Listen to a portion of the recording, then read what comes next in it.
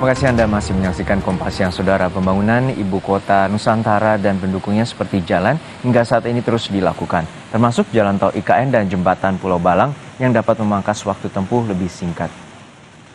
Jelang upacara HUT RI ke-79 yang akan digelar di IKN pada 17 Agustus mendatang, pembangunan infrastruktur di IKN terus dikebut. Tak terkecuali infrastruktur pendukung seperti jalan tol dan jembatan yang dapat mempersingkat waktu tempuh menjadi hanya 40 menit dari kota Balikpapan ke IKN. Namun pembangunan tol IKN dan jembatan Pulau Balang ini terkendala oleh pembebasan lahan.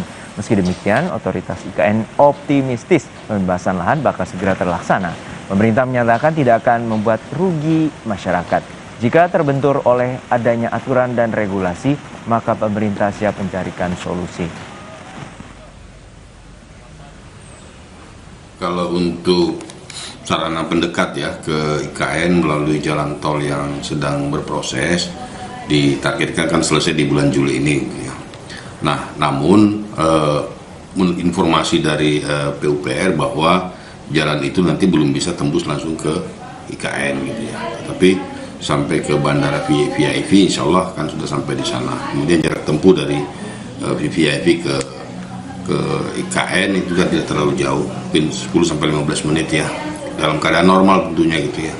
Nah, di sisi Balikpapan juga masih penyelesaian di sisi IKN, PPU masih ada beberapa segmen yang juga melakukan akselerasi